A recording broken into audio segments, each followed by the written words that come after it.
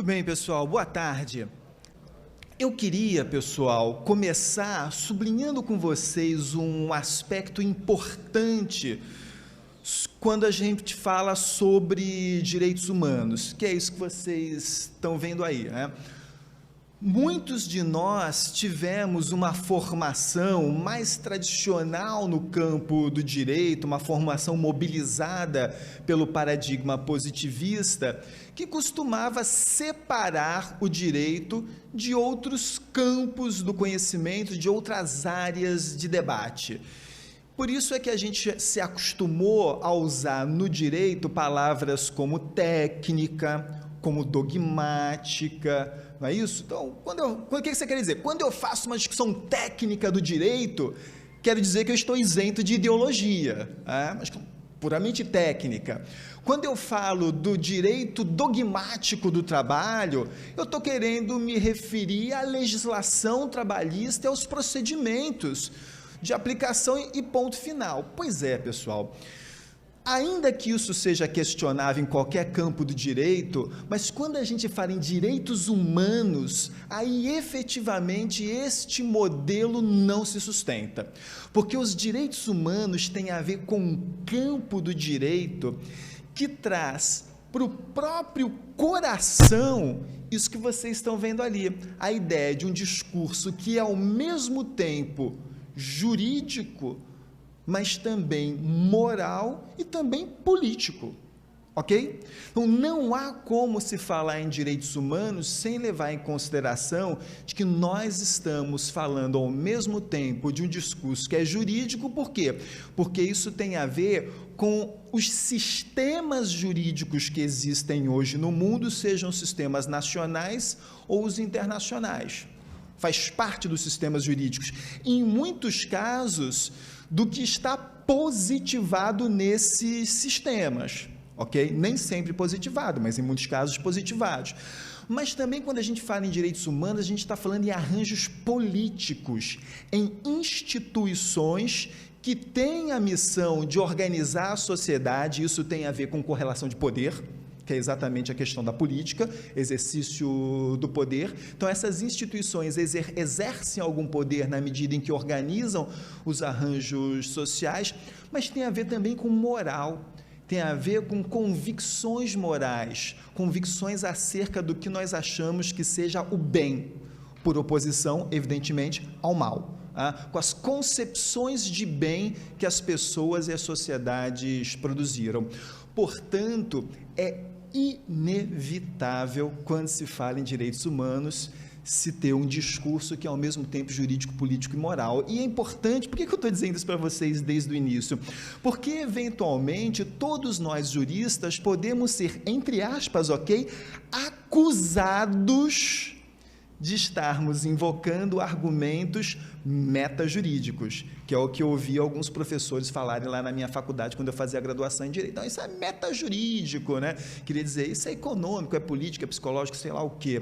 Por bem, quando a gente fala em direitos humanos, esse campo do jurídico e do metajurídico, ele se dissolve. Na verdade, eu estou falando de uma única coisa, que é a vida em sociedade, que é a vida social. Então, a aproximação do direito do trabalho com os direitos humanos, isso traz a vocês, sem dúvida nenhuma, digamos assim, um trabalho adicional, um ônus adicional, que é ter que elaborar mais a argumentação, porque vocês vão estar num campo que é ao mesmo tempo jurídico, moral e político, vão ter que elaborar mais a argumentação, aumentar o ônus argumentativo da sustentação, da fundamentação de vocês, exatamente para não serem vencidos por essas, entre aspas, acusações de estarem num campo metajurídico. Então, primeiro desafio nosso é esse.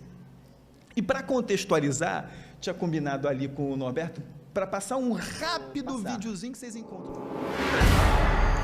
No início não haviam direitos humanos.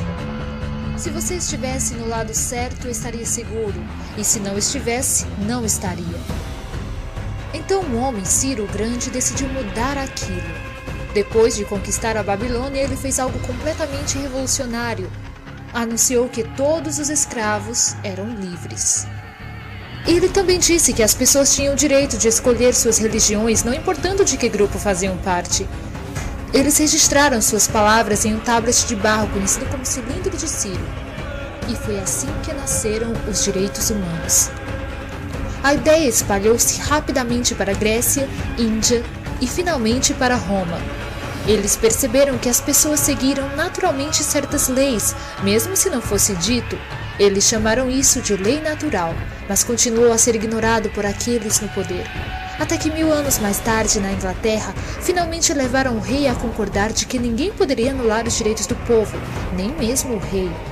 Os direitos das pessoas foram finalmente reconhecidos e agora estavam salvos daqueles no poder. Ou quase.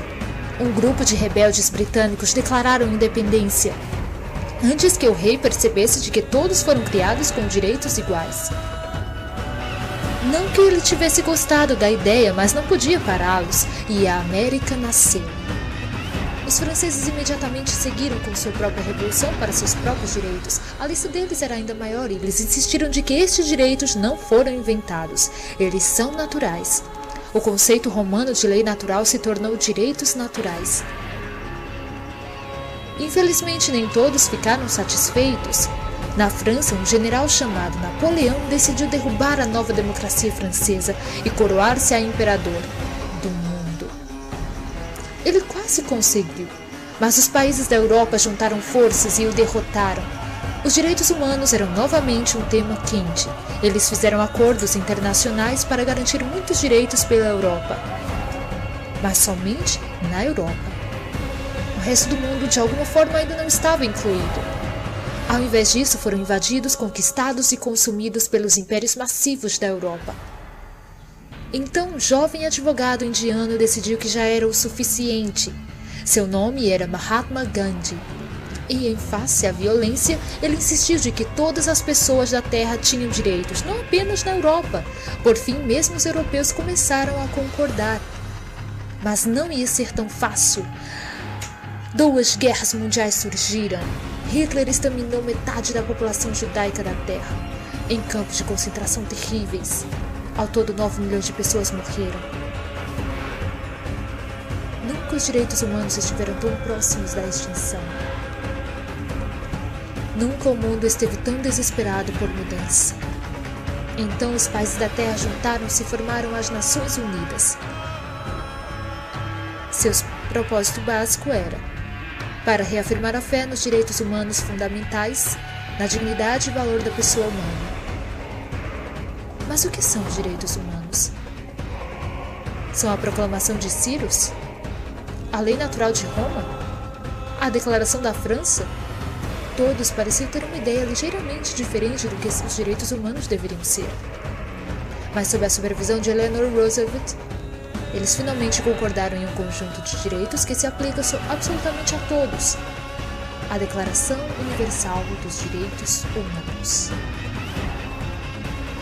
O conceito francês de direitos naturais finalmente se tornou direitos humanos.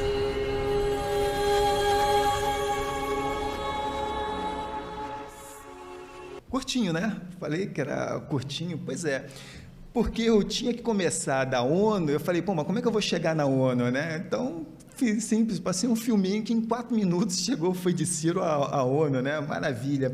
O que eu queria frisar, pessoal, nesse filme é como a ideia de direitos humanos ela se consolida no mundo contemporâneo exatamente por meio do recurso ao conceito de universalidade. Esse era o ponto. Vocês lembram ali como é que fala que os direitos humanos surgiram de lutas específicas, datadas em momentos históricos, mas que essas lutas, claro, elas sofreram diversos reveses, até que elas foram sendo cada vez mais consolidadas, a ideia desses direitos foi sendo cada vez mais consolidada, mas consolidada numa pequena parte do planeta. Aliás, mesmo aqueles europeus que concordavam com a ideia dos direitos humanos não conseguiam perceber ou reconhecer a violação dos direitos humanos dos outros que faziam no seu movimento de colonização. É isso. E com isso eles abriram uma ferida, que é a ferida colonial, que até hoje não se fechou. Até hoje, a maior parte do mundo vive sob as consequências e vive sob a dor da ferida colonial. E para conseguir superar isso tudo, vem então o recurso à ideia de universalidade. Não, só tem sentido falar em direitos humanos se a gente construir um discurso que se aplique a todos, um discurso que diga que direitos humanos vale para todos, todas as pessoas, todos os humanos.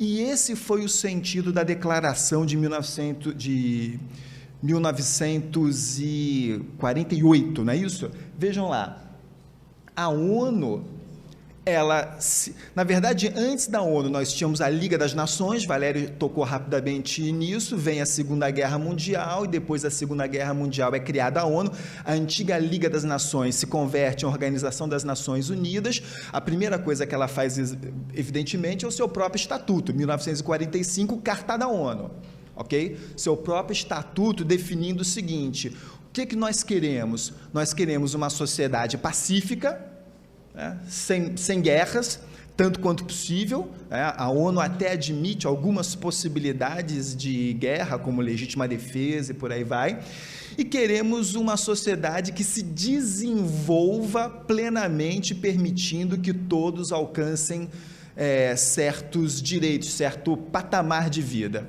Mas que direitos são esses? De que patamar de vida é esse que nós estamos falando? Aí vem, então, em 1948, a Declaração Universal de Direitos Humanos, que leva, de fato, universal no nome, Declaração Universal de Direitos Humanos. Ela é para todos. 1900, então, Carta da ONU, Estatuto da própria instituição, depois a Declaração Universal dos Direitos Humanos. E aí, nesse período, claro, a ONU vai trabalhando em muitos documentos, constitui muitas agências, etc. Mas a principal tarefa era constituir um documento que pudesse consubstancializar, dar mais carne, mais concretude à declaração. A declaração, apesar de ser relativamente grande, ela ainda era muito genérica. A ideia era conseguir desdobrar os direitos ali previstos, tanto no aspecto, digamos assim, mais político, como no aspecto mais social. O que aconteceu? Passaram-se anos e anos e a ONU não conseguiu aprovar esse único documento. Não conseguiu aprovar esse único documento por uma razão bem simples. A guerra acabou, mas não acabou muito, O Muro de Berlim tinha ficado para provar que a guerra ainda tinha deixado suas marcas. E se manteve como Guerra Fria, um mundo polarizado entre as forças lideradas pela maior potência capitalista, que era dos Estados Unidos, e as forças lideradas pela maior potência comunista, que era a então União Soviética. O grupo mais orientado pelo capitalismo, ele dizia o seguinte: eu topo um documento que fale sobre quais direitos? Os civis e políticos. Eu topo um documento que fale sobre os direitos civis e políticos. Ok, sobre liberdade, sobre integridade, sobre direito à participação e tudo mais. Mas não me venha com aquela lenga-lenga econômico-social, porque isso aí depende da dinâmica do mercado. Já o grupo ali ligado ao bloco comunista dizia o seguinte: não, eu topo um documento que fale, portanto, sobre os direitos econômicos e sociais, sobre garantir o acesso a determinados bens e serviços na esfera pública. Mas não venha me falar sobre direitos de liberdade, participação, porque isso aí depende da dinâmica política. Qual foi a única solução, então, que os técnicos ali, os diplomatas da ONU encontraram? Vamos desmembrar, Em vez de fazer um, vamos fazer dois. E aí cada um vai aderindo conforme as suas próprias orientações políticas, ideológicas, etc. E foi exatamente o que aconteceu. Então, aquilo que deveria ser a Convenção Internacional Universal dos Direitos Humanos, dando mais materialidade à declaração, acabou se transformando em duas convenções, dois pactos: Pacto Internacional dos Direitos Civis e Políticos e Pacto Internacional dos Direitos Econômicos, Sociais e Culturais. O PIDCP, dos Direitos Civis e Políticos, teve imediata adesão dos países do bloco capitalista, enquanto o PIDESC teve imediata adesão dos países do bloco socialista. Mas, até hoje, há países que assinaram um, mas não assinaram o outro, e vice-versa. E, claro, países que não assinaram nenhum dos dois. Mas o fato é que esses dois pactos se constituem no sistema ONU de proteção dos direitos humanos como os principais documentos, aqueles que traduzem essa vocação universal dos direitos humanos em dimensões mais concretas dos direitos civis e políticos, dos direitos econômicos e sociais. Quais seriam ali o que eu chamei de alguns dos principais direitos que estão presentes nesses pactos ou nessas convenções? Então, primeiro, no PIDCP, o que vocês estão vendo aí, né? Direito à vida, não ser submetido à tortura ou tratamento cruel, desumano e degradante, liberdade e segurança pessoal, julgamento justo, nacionalidade, liberdade de opinião e expressão, liberdade de pensamento, consciência e religião, direito de votar e tomar parte no governo. Pessoal, olha só, o vídeo de 4 minutos mostrou uma evolução milenar de lutas sociais que estão expressas nessa síntese. E por ser como eu falei, né, por ser uma luta milenar, isso dá uma sensação de obviedade, não dá? Mas eu queria dizer para vocês que isso não é óbvio não, viu? Nada do que está ali é óbvio. Se vocês pensarem, o vídeo mostrou, o Holocausto que veio com a Segunda Guerra Mundial tem só, 60 anos? Só 60 anos. A escravidão existia há 150 anos atrás. Ou seja, nós estamos falando de um piscar de olhos da história. É importante que isso fique claro. Isso não é óbvio. Se nós não tivermos uma postura vigilante para tudo que está ali, essas coisas podem se perder, porque, aliás, elas nem foram plenamente alcançadas. Se vocês lerem aquela lista que está ali, a gente pode lembrar situações hoje no mundo e no Brasil, onde aqueles direitos que estão lá não foram plenamente alcançados, ou não foram totalmente efetivados, pelo menos para todas as pessoas. A vocação não era que são direitos universais? Tem gente que está fora dessa lista ali, isso é importante que fique claro, né? Isso nos direitos civis e políticos. No PIDESC, nos direitos econômicos e sociais e culturais, olha lá, direito ao trabalho, que é um dos que encabeça a lista do PIDESC, direito ao trabalho. Claro que o direito ao trabalho não é exatamente o direito de ficar livre do desemprego, né? Ninguém pode entrar com uma ação na justiça dizendo: seu juiz, arranja um emprego para mim por sentença judicial. Óbvio que não é isso. Mas o direito ao trabalho é o direito que começa com você poder exercer uma vocação profissional, ter direito à livre escolha do trabalho, ter direito a um trabalho que seja remunerado em patamares dignos, e que o exercício desse trabalho não afete, não onere você em outras dimensões da sua vida, inclusive começando pela saúde. Então, isso é o direito ao trabalho que o PIDESC vai falar ali. Direito à remuneração justa, direito de formar e de associar-se a sindicatos, direito à educação, participação na vida cultural, direito ao nível de vida adequado. E tudo, pessoal, que eu falei para o PIDESC, para o PIDCP, vale para o PIDESC. Isso não é óbvio, essas coisas hoje não são plenamente garantidas no mundo e no Brasil. Exatamente porque não é óbvio, não está plenamente garantido, os próprios pactos, quando foram produzidos e aprovados lá em 1966, 66, eles já continham dentro deles alguns mecanismos de acompanhamento da implementação, ok? Então, vamos recapitular uma coisa que o Valério falou, vale para os pactos o princípio ali da orientação voluntária. Você, mesmo sendo membro da ONU, não está necessariamente obrigado aos pactos. Você, membro da ONU, está sujeito à Carta da ONU. Ok? Tudo que está na Carta da ONU, qualquer um que é membro da ONU se obriga, mas não aos pactos. Era preciso que o país aderisse a esses pactos. Muito bem. Mas na medida que você adere ao pacto, aí você se submete, evidentemente, às coisas que ele diz. Então, sei que a letra está um pouco pequena, vocês estão um pouco grandes, mas a gente vai lendo junto aí, que eu fiz essa espécie de sistematização só para vocês terem uma ideia desse sistema de acompanhamento, né, de caracterização e acompanhamento de ambos os pactos, comparando um com o outro. Em relação à amplitude, o Pacto pelos Direitos Civis e Políticos, ele é de fato mais amplo. Quando eu fiz aquele slide anterior dos principais direitos, vocês devem ter percebido, né? Claro, esse aqui é mais amplo, tem um rol mais amplo do que esse aqui. Então, ele tem um rol mais amplo, enquanto o PDESC é um rol menos extenso, né? Comparativamente entre os dois em relação à declaração.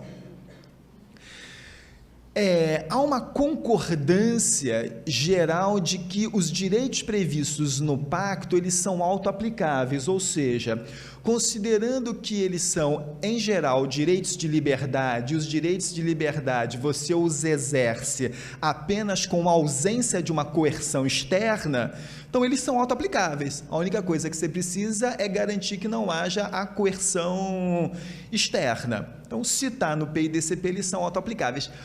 O mesmo raciocínio não necessariamente se aplica ao próprio PDESC diz que esses direitos são direitos que devem ser realizados progressivamente, ou seja, eles dependem de certos mecanismos políticos e jurídicos para se tornarem mais efetivos. Então, quando você pensa, por exemplo, o direito à educação, não basta a ausência de um constrangimento externo, é necessário que você tenha uma ação positiva do Estado, que construa escola, contrate professor, pague os professores, né? Então, é isso que, segundo alguns, fez com que esses direitos fossem autoaplicáveis. Hoje, pessoal, essa reflexão ela está relativizada. Hoje ela está relativizada, porque a gente sabe que determinados direitos do PIDCP, eles também dependem de prestações positivas do Estado, como, por exemplo, o direito à segurança pública.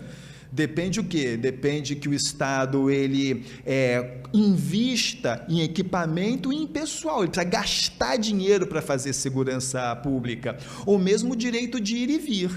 O direito de vir, todo mundo tem direito de vir, tá bom, mas desde que eu tenha um sistema de transporte rodoviário, desde que eu tenha um sistema de transporte aeroviário, enfim, eu preciso de aeroportos, de portos, de estradas, de ônibus, de trem, uma série de coisas. Então, o que os autores dizem hoje em dia é que tudo depende das opções políticas que são feitas naquele país, né? Porque direitos não nascem em árvores, todos eles têm custos. A questão é o que você vai priorizar, aonde você quer colocar o seu dinheiro. E é isso que define, a agenda política que define a questão dos custos dos direitos, né? Como é que funciona, isso é uma das coisas mais importantes, a sistemática de monitoramento dos pactos. Repito, isso está previsto no próprio pacto. O PIDCP, ele previu, na verdade, ele criou, de fato, um comitê de direitos humanos, ok? Esse comitê, ele não tem exatamente força vinculante em relação às suas decisões, mas ele toma decisões. O comitê toma decisões, ele avalia relatórios, ele avalia como é que está a situação de implementação, ele dá orientações para aquele país e mais. e talvez o que haja de mais relevante, de mais interessante hoje no Sistema Internacional de Proteção dos Direitos Humanos. O comitê recebe petições individuais. Se vocês lembrarem das aulas de Direito Internacional Público, provavelmente o professor disse o seguinte a vocês: o sujeito ou agente do direito internacional público é sempre o Estado. O direito internacional público, desde aquela ordem de Westphaliana, do final do século XVII, é um direito que se forma na relação entre Estados. Não é mais ou menos isso? Vocês lembram isso? Direito entre Estados. Pois é. No campo do direito internacional dos direitos humanos, não necessariamente, porque o indivíduo, ele é sujeito de direitos internacionais de direitos humanos, e ele tem a quem recorrer. O exemplo é o PIDCP, o comitê criado pelo pacto, ele também pode receber petições individuais, ou seja, qualquer um de qualquer país que tenha ratificado o pacto pode encaminhar uma petição dizendo: os direitos, esse direito específico previsto no pacto está sendo violado no meu caso. E o comitê toma uma decisão, ele investiga, etc., toma uma decisão para tentar reparar ou assegurar o direito e reparar, ou pelo menos reparar, quando não tiver mais nada a ser feito. Isso é uma coisa que, apesar de ser de 1966, ainda é extremamente nova e original no campo do direito de maneira geral. Contudo, vocês vão perguntar, mas e se o país não cumpre aquela decisão do comitê de garantir o direito de João, de José, de Ana e de Maria? Não tem nenhum mecanismo judicial internacional concreto que sancione o Estado pelo descumprimento da decisão do comitê. O que tem, então? Tem uma situação que a gente chama de embaraçamento moral diante dos pares, no cenário internacional. Quer dizer, você, Estado que ratifica o pacto, mas não cumpre a decisão do comitê, você é visto como alguém que está agindo de má fé, como alguém que de fato não está honrando os próprios compromissos. É esse poder de embaraçamento moral, os americanos chamam ali de power of embarrassment. O power of embarrassment é o máximo, o constrangimento moral na ordem internacional e, evidentemente, argumento que você dá ali para a oposição na ordem política interna, né? Em relação ao PIDESC, o PIDESC não criou um comitê, ok? O PIDESC não criou nenhum comitê para fazer esse tipo de trabalho, mas o Conselho Econômico Social da ONU, o ECOSOC, criou ele um comitê, e aí esse comitê também recebe relatórios, faz avaliações sobre o estado da arte da realização do PIDESC, mas não tem comitê. Um pouco essa ideia de que os direitos econômicos e sociais seriam direitos mais fracos do que os direitos civis e políticos, por isso não ter um comitê. Em relação à implementação, o PIDCP, ele se apoia em quê? Relatórios. Todos os países que assinam o pacto têm que oferecer periodicamente relatórios ao comitê para dizer o que eles estão fazendo para assegurar esses direitos. As comunicações interestatais, um Estado pode acusar o outro de não estar cumprindo o pacto, e as próprias petições individuais que as pessoas apresentam. Já no caso do PIDESC, tem apenas o mecanismo dos relatórios. Os estados periodicamente têm que apresentar informes sobre o que estão fazendo para garantir os direitos previstos no PIDESC. E aí o que é comum, isso acontece até hoje, pessoal, o que é comum é que o Estado normalmente faz um relatório enchendo a própria bola, e a sociedade civil faz um contra-relatório, um contra-informe dizendo que não é bem assim. Aí você soma os dois e faz uma média aritmética. Em geral, a verdade está aí na média dos dois relatórios,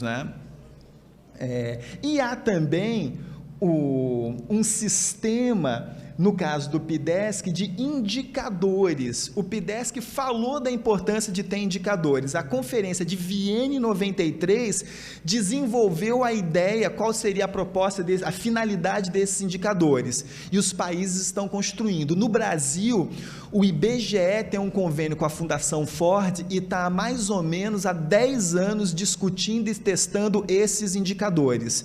Se vocês entrarem no site do IBGE, vocês vão ver lá uma proposta de indicadores sociais, o que é uma das coisas mais importantes e mais difíceis, porque é com base nesses indicadores que as políticas públicas devem ser elaboradas, né? Isso pode servir não só para governantes, pensando a decisão da política abstrata, mas até para vocês poderem tomar determinadas decisões, né?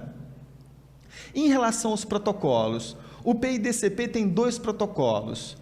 Aquele que fala do mecanismo das petições individuais, que eu já me referi, né? Quem assina diz, não, eu admito que o comitê receba petições individuais em face daquilo que eu faço. E o segundo que estabelece a abolição da pena de morte, que foi esse que o Valério comentou rapidamente aqui. Eu nunca vi decreto que tivesse tratando da ratificação do segundo protocolo, mas o Brasil ratificou o segundo protocolo. E o que há de mais interessante em relação ao PIDESC é que, depois de muitos anos, houve a proposta, se eu não me engano, foi em 2005, de criação de um comitê para receber, que na verdade não era criação de comitê, admitir que o mesmo comitê poderia também receber petições individuais, no caso de violação de direitos econômicos, sociais e culturais. Isso foi, a ONU montou um grupo de trabalho que foi encabeçado inclusive por uma jurista portuguesa. Isso foi discutido durante 3 anos até que finalmente em 2008 esse protocolo ele foi aprovado pela ONU. E aí, como qualquer convenção, depende de ter um número mínimo de assinaturas para entrar em vigor e depende de ter um número mínimo de adesões para se tornar efetivo, né? O protocolo, eu coloquei ali para vocês verem, o Brasil até hoje não ratificou. O protocolo que admite que o comitê do ECOSOC receba petições individuais no caso de violação de direitos econômicos, sociais e culturais. O Brasil não ratificou esse protocolo. Aliás, eu, quando estava preparando aqui a palestra, entrei no site da ONU ali para ver em que pé que estava, né? Esse protocolo, ele efetivamente entrou em vigor há poucos anos, quando teve lá, se eu não me engano, a 10ª ratificação, que eu acho que foi do Uruguai, uma coisa assim. Hoje, está aí vocês estão vendo ali, não sei se dá para ler, os países que já ratificaram o protocolo, que admitem petições individuais. Argentina, Bélgica, Bolívia, Bósnia, Cabo Verde, Costa Rica, Equador, El Salvador, Finlândia, Gabão, Itália, Luxemburgo, Mongólia, Montenegro, Nigéria, Portugal, Eslováquia, Espanha e Uruguai. Todos esses países, eles ratificaram o protocolo, portanto, qualquer cidadão de qualquer um desses países pode apresentar uma petição ao comitê dizendo o seguinte: este meu direito econômico, social e cultural previsto no pacto não está sendo respeitado. E aí o que acontece? Acontece basicamente isso aqui. Esse aí para vocês terem uma ideia, é o procedimento, o rápido fluxo de procedimento. Então, o indivíduo apresenta em próprio nome, ou alguém apresenta em nome do indivíduo com a concordância dele, que é o mais comum. Normalmente você tem ali grupos e organizações não governamentais especializadas nisso, porque o cidadão do povo nem sabe que isso existe, né? O cidadão comum nem sabe que isso existe e tudo. Então, eles apresentam ao registro do caso no comitê. Nesse momento o Estado é contactado, pode haver ali uma solução amigável e tudo resolvido, ou então, no momento do registro, o comitê diz, não, os requisitos não estão todos ali estabelecidos, então a gente vai arquivar. Então, fim do procedimento. Aí o comitê oferece ao Estado, se não houver uma solução amistosa, 6 meses para ele se posicionar.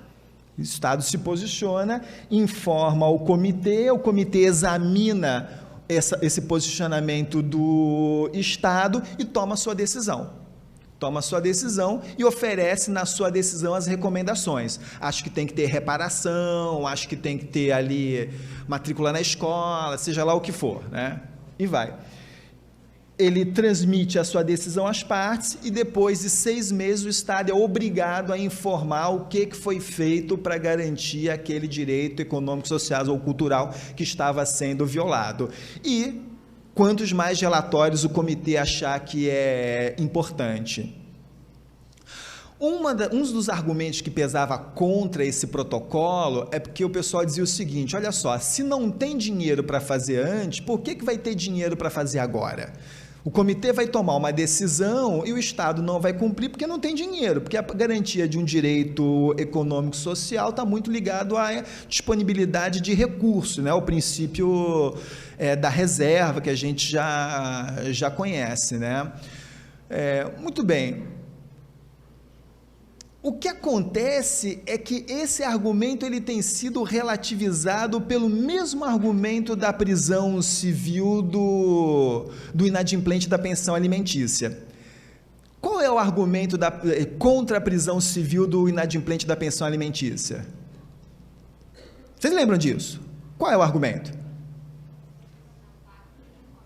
Isso, eu não pago porque eu não posso. Aí vou em cana. Aí mesmo é que não posso. É um argumento lógico. Mas o mundo não é lógico. Porque é só em cana que o direito aparece no mesmo dia. O dinheiro aparece no mesmo dia, né? É o que a experiência prova, né? No mundo não é lógico. Realmente, se você estiver em cana, você não vai trabalhar, não vai ter dinheiro, mas o dinheiro sempre aparece. É isso. Então, a ideia era que, com uma decisão do comitê, você forçaria, ao menos no caso concreto, aquele investimento. E, muitas vezes, pessoal, o direito ele não é exercido, não é porque o bem público não exista, é porque há muitos embaraços entre o cidadão comum e o bem público. Há muita coisa no meio do caminho que impede isso. Então, uma decisão do comitê poderia ajudar muito nesse sentido. Por isso é que o protocolo foi aprovado, foi ratificado e está vigendo. E a gente torce, se mobiliza para que o Brasil também o ratifique, como esses outros países que eu mencionei no slide anterior já o fizeram, né? Muito bem.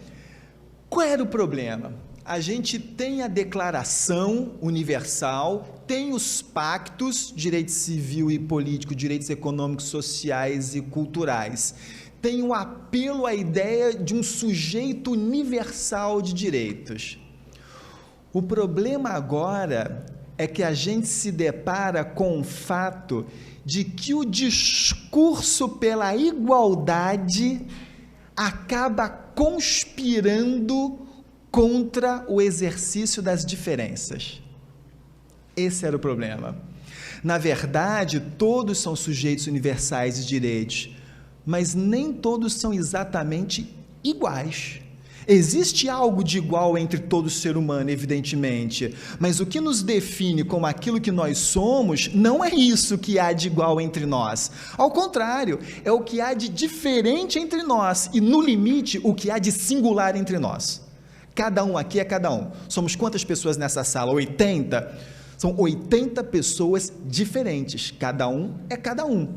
Então, era preciso o quê, pessoal? Ajustar o discurso da universalidade, é isso. E aí surge no campo do direito internacional dos direitos humanos o que nós chamamos de um movimento de especificação do sujeito de direitos humanos, que é exatamente isso, você pensar um sistema de proteção dos direitos humanos que não permanecesse apenas na linguagem genérica e abstrata, mas que conseguisse olhar para as pessoas, para os grupos sociais e para as pessoas como elas de fato são, com as suas características específicas. E aí então, não obstante a ONU já tivesse aprovado uma série de declarações, começam a surgir de fato convenções que têm essa característica, convenções que são feitas para grupos específicos, pensando exatamente a realidade específica daquele grupo, porque é claro que homens e mulheres são iguais e que têm que ter direitos iguais, só que as mulheres sofrem em todos os lugares violências que são específicas em função da sua condição de gênero, que eu como homem não sofro. Então não adianta dizer que as mulheres têm os mesmos direitos que os homens, porque isso não é suficiente.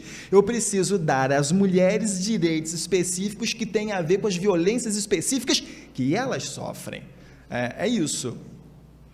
Aliás, como é que foi a história? Não foi na Constituição de 34 que falaram, vamos botar o voto da mulher? Não precisa, porque está dizendo que todo cidadão tem direito ao voto. Mulher é cidadão, então não precisa de voto. O que aconteceu? A mulher não votou.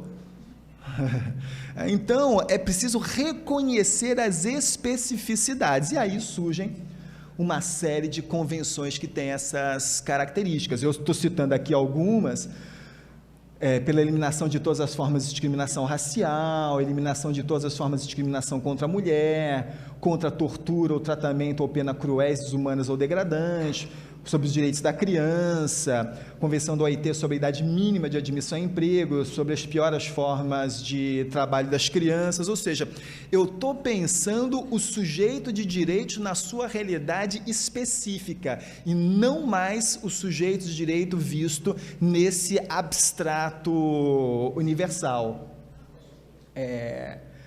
Mas ainda não era suficiente você ter normas específicas voltadas para os sujeitos de direitos também específicos. Era preciso, de fato, conseguir assegurar um sistema de garantia de direitos humanos. E esse sistema foi pensado exatamente nesses 3 eixos. Então, quando a gente fala em sistema de proteção dos direitos humanos hoje, a gente tem que pensar que eles rodam a partir desses 3 eixos que estão aí.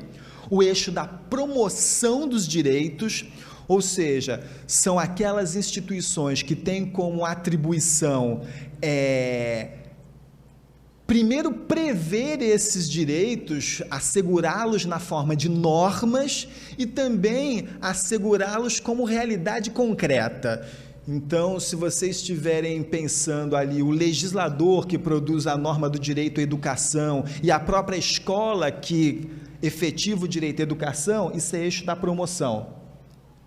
Depois, o eixo da defesa dos direitos humanos, eu preciso de ter órgãos que sejam capazes de se posicionar no sentido de assegurar direitos que estão sendo violados, e eles existem, é só pensar em todos os comitês que existem, porque todas essas convenções a que eu me referi, ou a maior parte delas, prevêem comitês específicos também para receber petições individuais no caso de violação dos direitos que estão previstos lá na convenção. Então, todos esses comitês que recebem as petições individuais são parte desse mecanismo de defesa.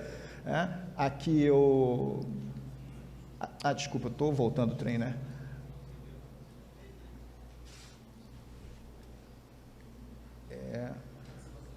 Acho que, não, beleza, é só porque a pilha acho que está um bocadinho fraca. Mas então, fazem parte desse mecanismo ali de defesa. E além disso, também compõe o mecanismo de defesa, evidentemente, as comissões e principalmente os tribunais internacionais, que são voltados especificamente para garantir os direitos humanos, como os que o Valério falou aqui, né? A Corte Europeia de Direitos Humanos, ou a Corte Interamericana de Direitos Humanos. Existe um sistema regional hoje nas Américas funcionando, na Europa funcionando, na África funcionando, onde não há é na Ásia, um sistema regional funcionando. E os mecanismos de controle, só voltando os mecanismos de controle são exatamente esses monitoramentos que se dão por meio de relatórios enviados pelos próprios estados ou por relatores especiais, né? Então, só para vocês terem uma ideia, eu já estou chegando aqui perto do fim, pessoal, da minha intervenção. Nós temos hoje, quando se fala em proteção dos direitos humanos, um sistema que é chamado de convencional. Por quê? Porque eles dizem respeito àquilo que está na própria convenção. E eles só se aplicam a quem?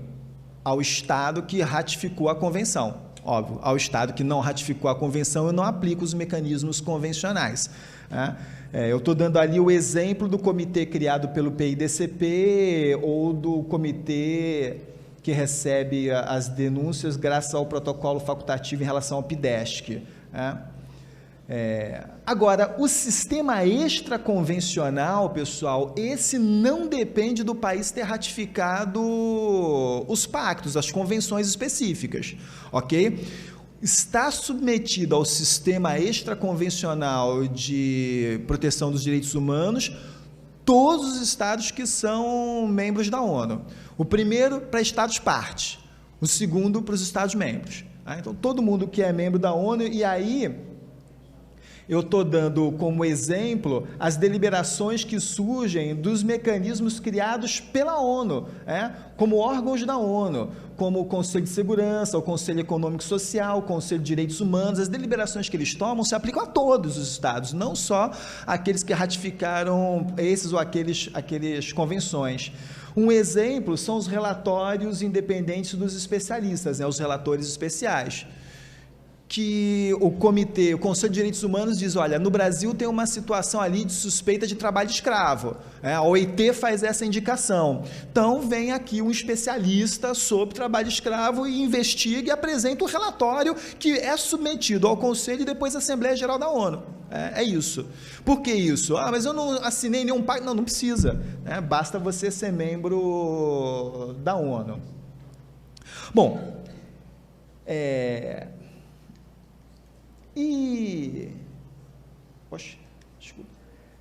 esse sistema, eles envolvem, olha aqui, eu estou dando para vocês uma ideia agora de todos os comitês que a gente tem, que eu tinha comentado.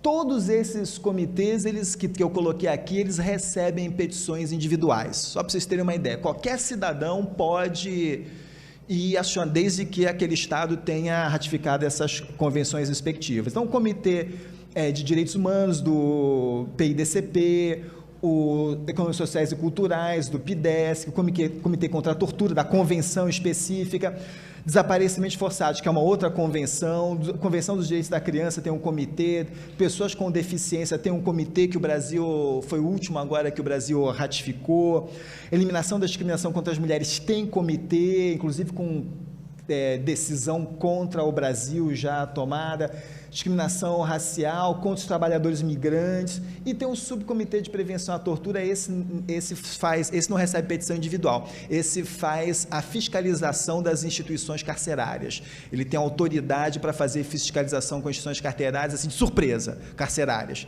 não precisa aparecer. Só para vocês terem uma ideia dessa importância da especificação da ideia de sujeito de direito, quando eu falei, não basta prever direitos universais, você tem que considerar a figura do sujeito específico ou concreto. Vejam lá o que fala a resolução número 12 de 2007 do ECOSOC. A resolução número 12 de 2007 do Conselho Econômico e Social da ONU. Ela diz o seguinte, o PIDESC de 66 fala que o Estado ele tem que se comprometer a adotar medidas para assegurar todos aqueles direitos. Mas como saber se aquelas medidas estão sendo efetivas, concretas? Aí o ECOSOC faz uma resolução dizendo isso, as medidas têm que ser concretas. Depois, quando você pensa em assegurar direitos econômicos e sociais, você tem que pensá-los de uma forma não discriminatória e não arbitrária, ou seja, sem discriminar esse ou aquele grupo, levando em consideração cada grupo. Você tem que levar em consideração a situação econômica das pessoas e dos grupos menos favorecidos e marginalizados, bem como se as medidas foram não discriminatórias, aí repete isso. Vocês percebem? Não é o sujeito universal, é o sujeito concreto. Você está falando de direito social, você tem que pensar de fato nos menos favorecidos. Esse é teu óculos, esse é teu ponto de partida. Ou ainda... a resolução 26 da Assembleia Geral da ONU. A Assembleia Geral da ONU falou o seguinte: a gente até então vem cobrando dos estados, só tem uma questão: no mundo globalizado existe a ação de empresas transnacionais. E aí, a gente cobra do estado e as empresas transnacionais fazem o que querem? Não pode. Então, a ONU, por meio da Assembleia Geral, aprovou um grupo de trabalho para construir uma resolução que cria obrigações para as empresas transnacionais e para os estados cobrarem das empresas transnacionais, para que a ação dessas empresas respeite os direitos de grupos específicos. Porque é o que a gente sabe, é só pegar o exemplo da brasileira Vale do Rio Doce, que tem denúncias contra elas no Canadá, na África, na Ásia, porque na sua ação ela acaba violando não é apenas o direito de trabalhadores, mas também de grupos específicos. Então isso tem que ser levado em consideração também quando se pensa a normatização das empresas ou do capital privado, né? E aí fala ali... só para vocês terem uma ideia, as empresas possuem obrigação de respeitar os direitos humanos, as empresas produzem impactos efetivos, e essa resolução ela ficou de ser proposta pelo grupo de trabalho em 2015, a gente está, que dia hoje? Agora é 19 de março, né? No final de abril vai ser a reunião ordinária do Conselho de Direitos Humanos da ONU, na segunda quinzena de abril. Nesta segunda quinzena de abril, esse grupo de trabalho vai apresentar a sua proposta de resolução. Quer dizer, é bem provável que já no mês que vem essa proposta esteja em discussão dentro da ONU e depois seja encaminhada à Assembleia, ou o Conselho de Direitos Humanos aprova como uma resolução sua ou manda de volta para a Assembleia Geral, já que a proposta saiu da Assembleia Geral, né? Isso é a ideia das pessoas concretas, tá? No campo interamericano, não é muito diferente, pessoal. No campo interamericano, o que a gente tem? A Carta da OEA, que já fala na ideia de direitos humanos, mas sem distinção de sexo, raça, nacionalidade, credo ou condição. Fala, por exemplo, direito dos trabalhadores, mas também direitos específicos à negociação coletiva, direito de greve, fala na necessidade de se garantir processos justos e eficientes de consulta e colaboração em relação à produção de informação, contribuição de organizações no processo social, como os sindicatos, direito a uma previdência e por aí vai. O Pacto de São José da Costa Rica, ele vai trabalhando nessa mesma... isso aqui é a continuação ali da Carta da OEA. O Pacto de São José da Costa Rica apresenta esse conjunto de direitos aí. O que chama atenção para vocês nesses direitos? Dê uma olhada lá. O que chama atenção de vocês? Quem arrisca aí?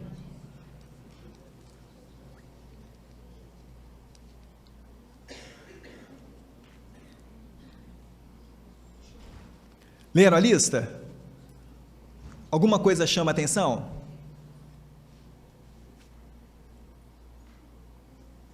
Agora não foi um recurso didático não, mas que todo mundo prestou atenção, prestou, né? Valeu também como recurso didático. Mas e aí?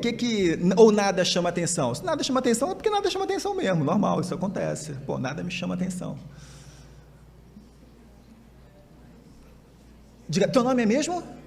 Ô Alexandre, diz aí, Alexandre, o que chama a sua atenção? Pois é, essa ideia de direito à nacionalidade, ela está presente já no PIDCP e o Pacto de São José repete. Por quê? Isso foi uma coisa específica que foi identificado depois da Segunda Guerra Mundial, a situação de pessoas que se deslocaram de um país... Deslocar não é a palavra certa, porque deslocamento tem a ver com mudanças internas dentro do mesmo país, mas que elas acabaram imigrando de um país para o outro e depois não conseguiram voltar para o país de origem, porque a condição política tinha mudado e elas ficaram simplesmente sem lugar no mundo. A Hannah Arendt faz uma reflexão muito boa sobre isso. Ela diz que são as pessoas que não têm lugar no mundo, pessoas sem lugar, e fala que o primeiro requisito para você ter direitos É você ser nacional, é você ter a quem exigir o seu direito. Por isso os direitos da nacionalidade passaram a ser incorporados, o direito a um lugar no mundo.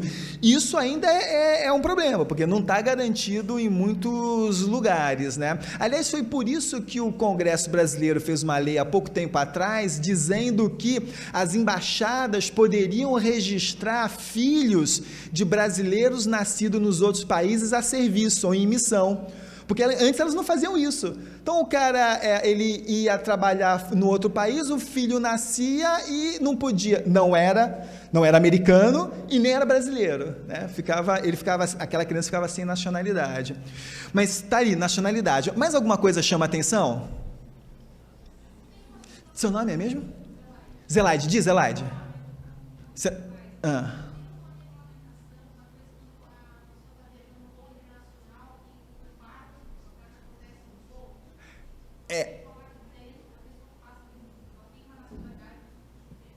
Eu estou em dúvida sobre para voo internacional. Navio é da bandeira do navio. Existe. Não, por isso que parte em alto mar, exatamente, é da bandeira do navio. Mas aí isso depende também da legislação, é da bandeira do navio, mas depende da legislação específica daquele navio. Porque pode ser que aquele país, quem faz cruzeiro com empresa MSC, que acho que é italiana, né? E depende do que diz a Constituição italiana, porque tem o ius sanguinis, ou aquele princípio do território, que é onde você nasce, né? Que é o ius solis.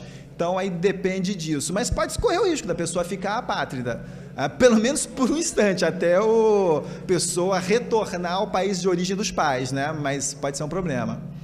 Mas vamos lá, o que mais que chama atenção em... Ele é um pouco da mistura do PIDCP com o PIDESC. Parece que os dois mesclados. Pelo que eu guardei assim no repasse, tem alguns elementos de um e alguns elementos do outro. Então, seria meio que um compilado. Você lembra o que tem aí que tem a ver com o PIDESC, que são os direitos econômicos, sociais e culturais? Direito de liberdade de pensamento, expressão, consciência e religião. Esse é do PIDCP, civis e políticos. Liberdade de associação. Está no PIDCP. E escravidão, servidão. Está no PIDCP também. Residência. Menina, se você misturou os dois, tem que ter alguma coisa do PIDESC lá.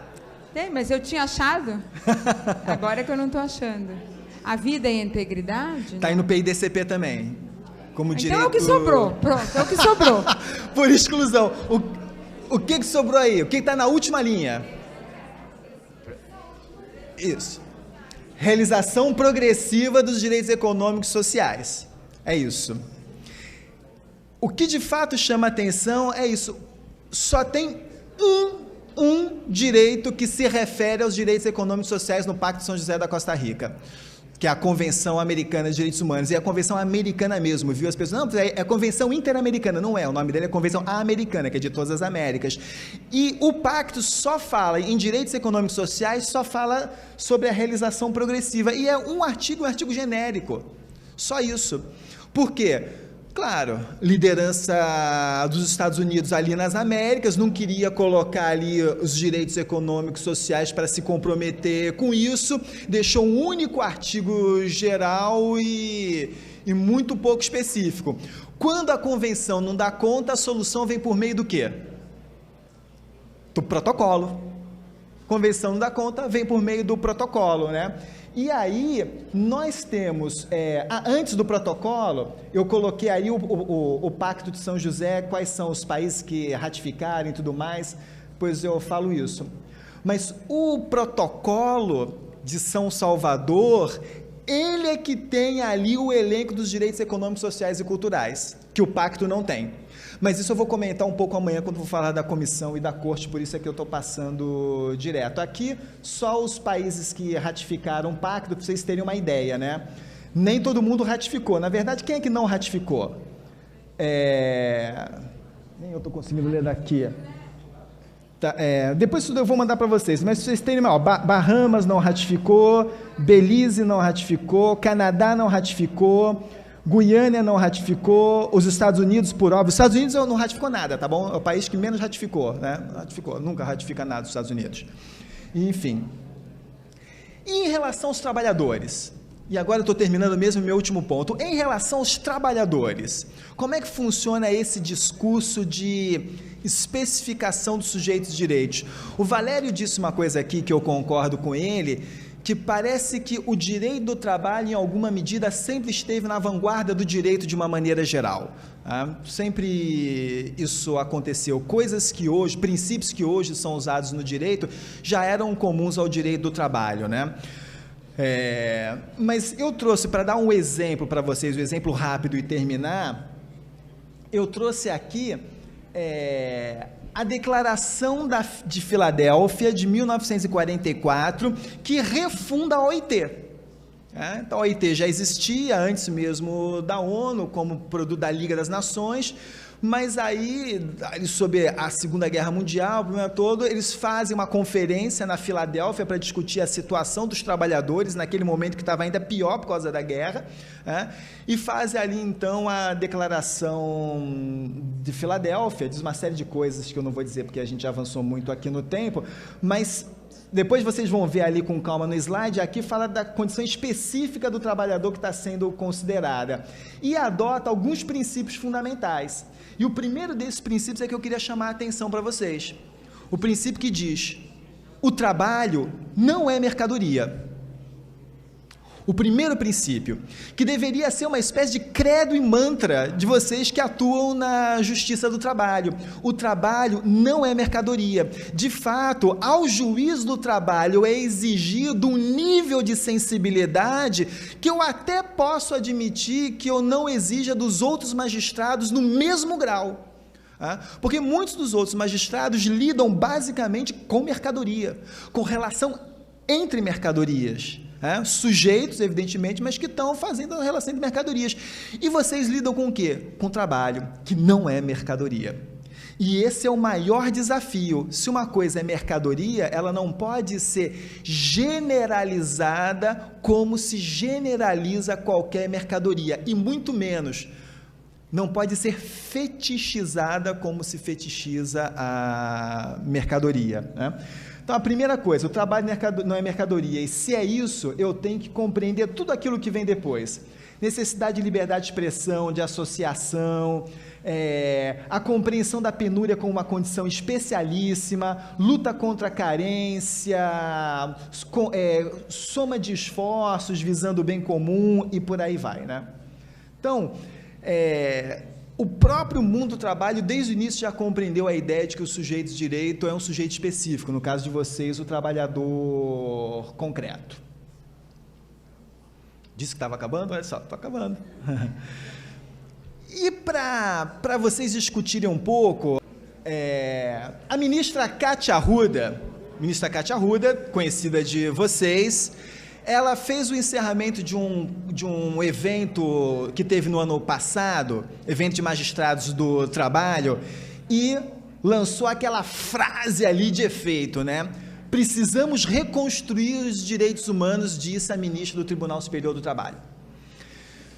Se a ministra do Tribunal Superior do Trabalho está dizendo que a gente precisa reconstruir os direitos humanos, é porque os direitos humanos têm alguma coisa a ver com o mundo do trabalho, tem alguma coisa a ver com a jurisdição trabalhista. A frase completa dela foi essa: o mundo está em transformação e em evolução, mas ainda existe muita miséria, terrorismo, violência, exclusão social, precisamos reconstruir os direitos humanos, principalmente através da distribuição equilibrada dos bens.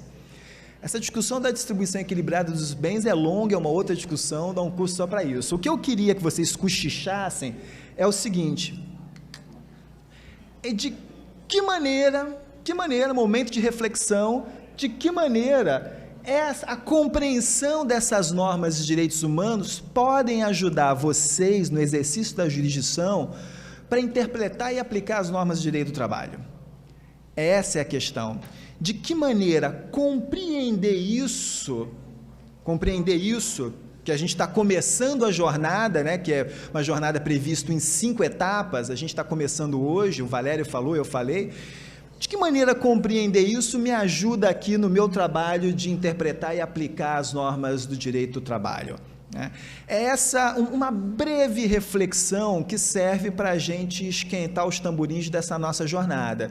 Então, como a gente acabou avançando muito no tempo aqui, né? Porque vocês falam muito, ficaram falando o tempo todo, a gente avançou muito, não deu tempo de fazer oficinas, mas dá tempo de fazer o cochicho.